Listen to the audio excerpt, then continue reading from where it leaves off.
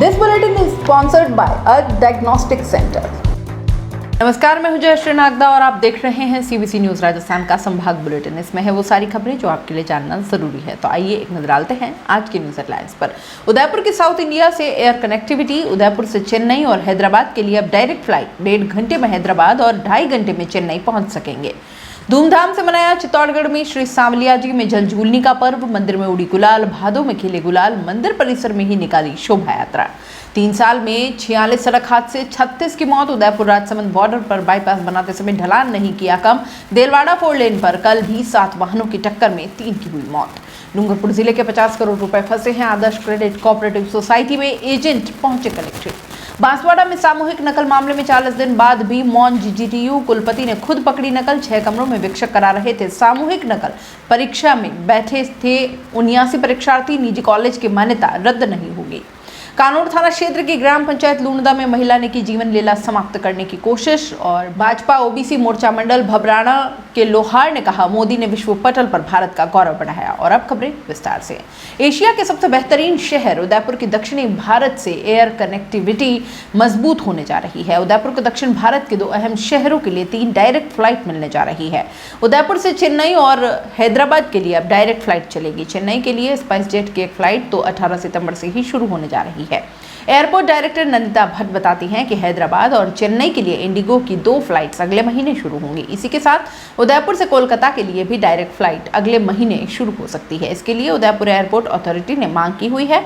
फिलहाल उदयपुर से दिल्ली, मुंबई, बेंगलुरु, अहमदाबाद और जयपुर के लिए डायरेक्ट फ्लाइट चल रही है। श्री सांवलिया जी में मेवाड़ के प्रख्यात कृष्णधाम श्री सांवलिया जी मंदिर में सांवरा सेठ के जयकारों के बीच गुलाल उड़ी और भादों में श्रद्धालुओं ने भगवान के साथ फाक खेलने का आनंद उठाया। दोपहर को राजभोग आरती के बाद सांवरा सेठ के बाल रूप को चांदी की पालकी में सवार कर मंदिर परिसर में भ्रमण करवाया गया। शोभा यात्रा के दौरान मंदिर के अधिकारी, कर्मचारी और मंडपिया के ग्रामीणों ने बैंड बाजे, ढोल, थाल, मादल बजाकर भजन कीर्तन करते हुए शोभा यात्रा का हिस्सा बने। शोभा यात्रा के पल को श्रद्धालुओं ने अपने कैमरे में कैद कर लिया। सबने इस मौके पर भगवान के साथ सेल्फी भी खींची।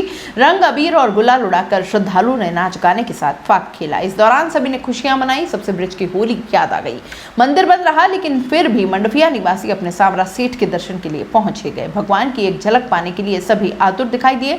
बाहर से मंदिर परिसर को लाइट से दुल्हन की तरह सजाया गया तो अंदर से गुब्बारों और फूलों से सजाया गया। जलझूलनी एकादशी के अवसर पर ध्वजा चढ़ाई गई। परंपरा के अनुसार पूजा पाठ के बाद ध्वजा चढ़ाई गई। श्रद्धालुओं ने इस मौके पर जमकर नाच गाना किया।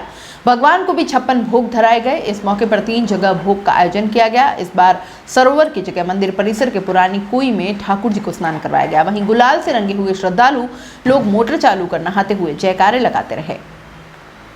उदयपुर गोमती 4 लेन पर देलवाड़ा में बाईपास बनने के बाद सड़क हादसों में बढ़ोतरी हुई है। बाईपास बनाते समय मोड़ ढलान कम नहीं करना हादसे का कारण बनता है।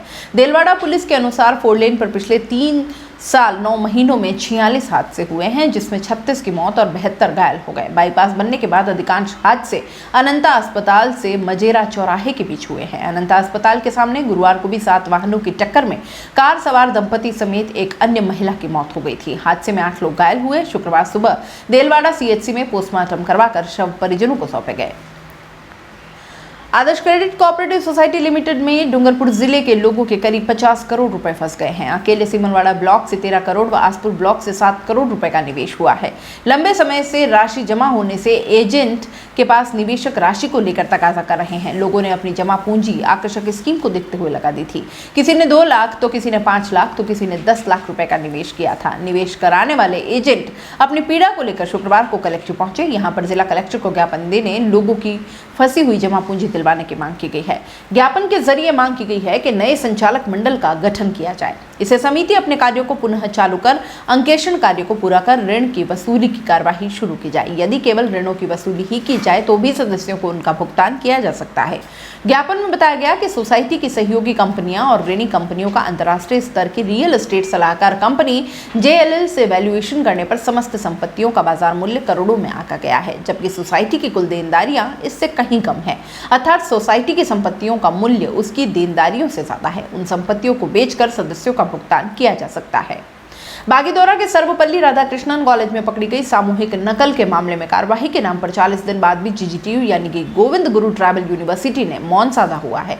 खुद कुलपति आईबी त्रिवेदी ने इस निजी कॉलेज के 6 कमरों में फाइनल ईयर के 79 बच्चों को नकल करते पकड़ा था। इतिहास के पेपर में शिक्षकों के सहयोग से पासबुक और पर्चियों से नकल करने का खुलासा भी किया था।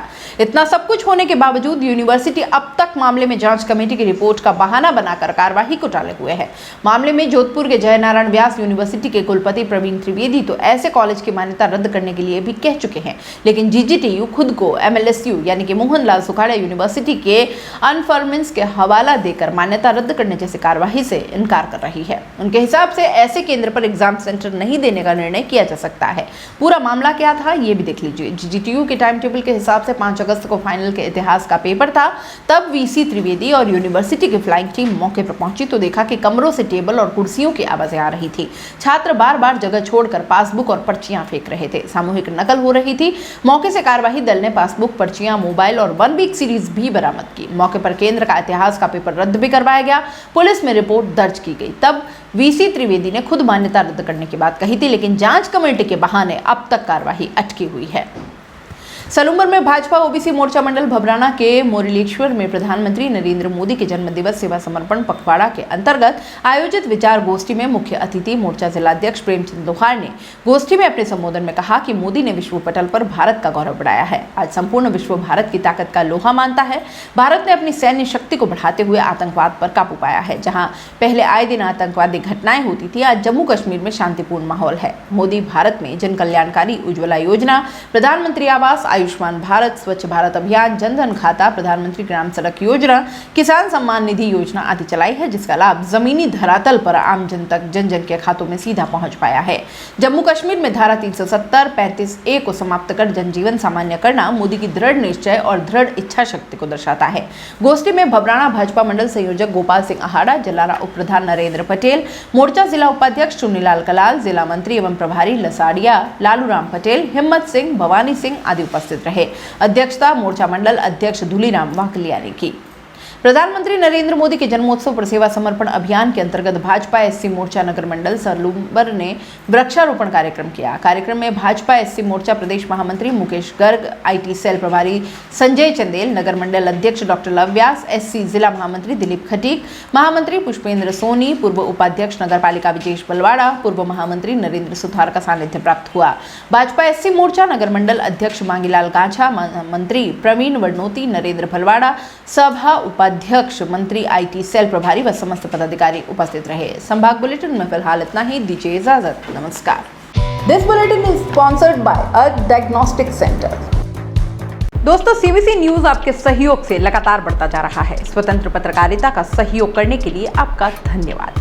सबसे पहले तो जिन लोगों ने हमारे चैनल को सब्सक्राइब नहीं किया है तो पहले सब्सक्राइब करें, जिसका कोई शुल्क नहीं लगता और बड़ा आसान है। बस नीचे दिख रहे लाल सब्सक्राइब के बटन को दबाना है और पास में दिख रहे बेल आइकन को भी दबाना है, ताकि आपको अपने सीबीसी न्यूज के हर अपडेट्स मिल सके। हमारे इंस्टाग्राम पेज और फेसबुक पेज को भी लाइक करें, फॉलो करें। वहां पर भी आपको मिलती है तरह तरह की अपडेट्स। हम पूरे राजस्थान से आपके लिए लाते हैं वो खास खबरें जो आपके लिए जरूरी है, और वो भी पूरी बेबाकी के साथ।